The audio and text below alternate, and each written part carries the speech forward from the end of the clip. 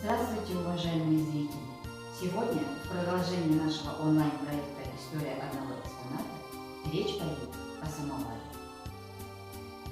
Самовар – это отапливаемый контейнер из металла, используемый для обогрева и кипячения воды. Это одно из самых старых приспособлений, известных человечеству, известное с глубокой древности. Самовары и их предшественники встречались и производились во многих странах мира. В Древнем Риме археологами были найдены приспособления для подогревания напитков или охлаждения. Это аутепса, конструктивные признаки которого сходны с русской чайной машиной. Аналогичное устройство существовало и в Древнем Китае. Металлический или фарфоровый хо-го, в котором подавали бульон, также вполне мог стать прототипом русского самовара. Откуда же начинается загадочная и уникальная история самовара? Агрегат своим появлением обязан чаю, для заваривания которого требовалась горячая вода. На Руси обычно пили мед, квас, пиво, сбитень, но восточный гость, завезенный из Китая в XVII веке, нарушил сложившиеся традиции. Первое чаепитие состоялось в 1638 году при царском дворе. Изначально бодрящий напиток с приятным вкусом и ароматом употребляли только в знатных домах, да и то в качестве лекарства. Но уже с начала XIX века чай получил статус национального напитка. Умельцы из народа потихоньку приспосабливали для нагрева воды чайник для сбитня. Поскольку в те времена самовар делали из меди, латуни, по некоторым данным, первые образцы появились там, где была развита металлодобыча, то есть на Урале. Тульский кузнец-промышленник Никита Демидов, отправившись в поездку в 1701 году, вместе с искусными медных дел мастерами основал Суксунский завод, чем положил династию уральских чайных машин. Официально также зарегистрировано, что первый тульский самовар выполнен в 1778 году братьями Лисицынами на небольшой самоварной фабрике, открытой на основе старинного производства медной посуды. В середине 19 столетия в Туле насчитывалось не менее 80 действующих самоварных предприятий, продукция которых высоко ценилась, проникая во все уголки России и восточные страны, а город заслужил статус самоварной столицы. Учитывая, что изначально цены на чудо-агрегат были довольно высоки, самовар считался посудой для высших сословий общества. Соответственно, и требования к внешнему виду предъявлялись самые высокие. Как предмет быта, устройство должно было удовлетворять строгие вкусы аристократии, вписываясь в стилистику интерьеров, которая достаточно часто подвергалась изменениям в архитектуре. Тульские умельцы изобрели более 100 видов самых разнообразных форм. Рюмки, шары, вазы, петухи, тюльпаны и даже паровозы. Самовар обязательно дополнялся красивыми аксессуарами. Впоследствии самоварящие устройства более скромных дизайнов вошли и в крестьянский быт, где им отдавалось самое почетное место. А сам самовар был не обычной принадлежностью домашнего хозяйства, а своеобразным олицетворением достатка, семейного уюта, благополучия. Его включали в девичье приданое, передавали по наследству, дарили. Тщательно начищенный, он красовался на самом видном и почетном месте. К концу XIX столетия появляются династии самоварных производителей. Это Баташовы, Воронцовы, Копырзины, Тели. Со временем предприятий стало настолько много, что для определения изготовителя придумали своеобразный торговый знак. Какому фабриканту принадлежит агрегат, узнавали из клейма самоваров, которое утверждалось правительством и в обязательном порядке помечалось производителем. Многообразие фабричных марок и клейм было впечатляющим. Популярны также были выставки и экспозиции, где за лучшую представленную продукцию самоварные короли получали награды, а образцы медалей украшали тулово самоваров. Все знаки использовались в рекламных целях для заявления о себе в торговом мире, формирования репутации, привлечения покупателей и заказчиков. Реализовывались самовары в различные периоды и на территории Казахстана. Торговля являлась важнейшим промыслом и занимала видное место в быту и экономической жизни казахского населения.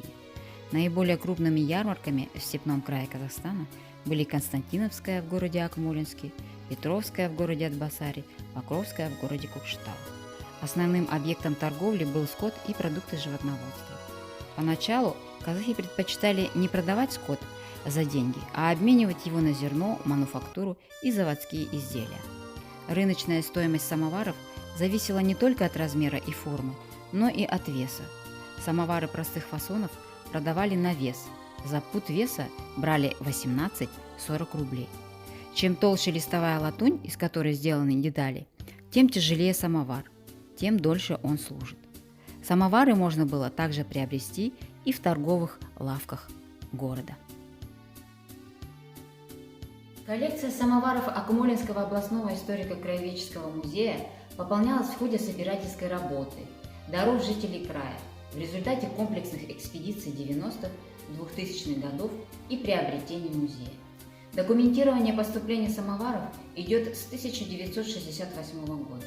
Коллекция состоит из угольных, электрических, комбинированных, сувенирных самоваров российских производителей.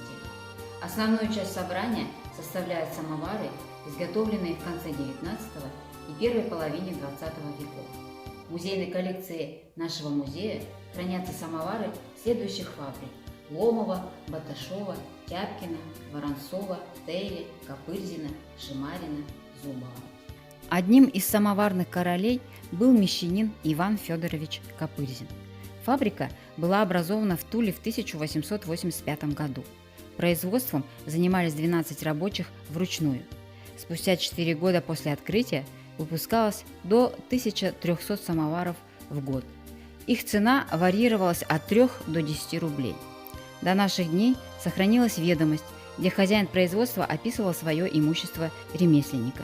В документе значились верстаки 3 штуки, тиски 6 штук, инструменты для ковки самоваров, кобылины 15 штук. Инвентарь самоварщика переходил от отца к сыну и стоил 60 рублей. Один самовар изготавливали как минимум 7 человек. Сначала новодельщик сворачивал лист латуни в цилиндр, нагревал края, проковывал их с помощью молоточков, придавал им форму. Затем цилиндр помещали на кобылину, специальный вид наковальни с разными утолщениями на концах. От формы кобылины зависел дизайн самовара. На фабриках было до 20 кобылин, а для особенно изысканных моделей порой делали даже свой уникальный набор инструментов. Затем новодельщик спаивал корпус и отдавал его лудильщику, а тот, в свою очередь, обрабатывал внутреннюю поверхность самовара тонким слоем олова. Отдельные мастера делали ручки, крышки и краны, а сборщик собирал самовар. Токарь снимал тонкий слой металла, чтобы придать самовару золотистый оттенок после обжига, а чистильщик чистил и полировал изделия. Только после этого самовар поступал в продажу. Спустя 7 лет после открытия мастерской Копырзин выкупает стоящий по соседству дом Баташовых вместе с инструментами для ведения собственного бизнеса. Это явилось хорошим стартом для расширения ремесленного дела. Вскоре он по праву составил конкуренцию известным мастеровым фамилиям, так как самовары Копырзина ценились на вес золота, что принесло ему увеличение благосостояния.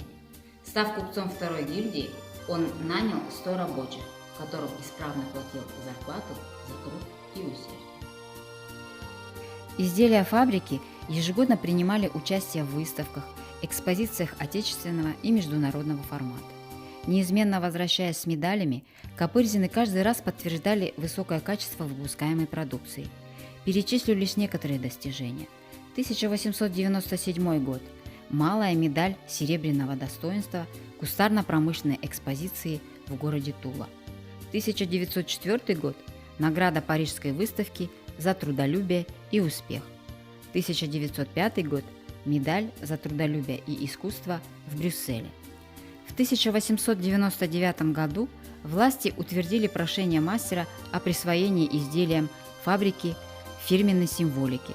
Самовары Копырзина украсил вензель из витиеватых букв К и Ф. Со смертью основателя фабрики сменилось ее название. Управление делами взяли на себя сыновья, поэтому производство с 1913 года стало именоваться «Паровая самоварная фабрика наследников Копырзина». В период Первой мировой войны фабрика стала выпускать товары военного назначения. В 1919 году Предприятие национализировали, складировав оборудование на удаленных закрытых площадках. В 1924 году фабрика вошла в состав треста Тулпромторг, где производство велось вплоть до 1931 года. Вот такой красавец-самовар в форме рюмки фабрики Копырзина, город Тула, 1898 год, пополнил фонды нашего музея в 2001 году. Этот самовар изготовлен из латуни объемом 10 литров. Диаметр этого самовара 32 сантиметра, высота 56 сантиметров. Тулово украшено ложками и витыми колонками. Круг ступенчатый с фигурным резным краем. Ручки с резным сквозным орнаментом. Основание квадратное на 4 звериных лапах. Этот самовар принадлежал представительнице старшего поколения семьи Аубакировой, бабушке супруга 1880 года рождения, из села Гавриловка Рузаевского района. Ныне это район имени Габита Мусретпова Северо-Казахстанской области. По рассказу владельца, самовар был приобретен на ярмарке в 1900 году. Многие вещи вообще вышли из употребления, некоторые задержались в современности, а какие-то еще долго будут сопровождать наш быт, нашу жизнь. И к таким предметам можно отнести и самовар. Кто-то ценит его как предмет коллекционирования, а кому-то он интересен с чисто практической точки зрения. А для музейной коллекции это связь с прошлым и настоящим. А на сегодня у меня все. Всем спасибо за внимание. До следующей встречи.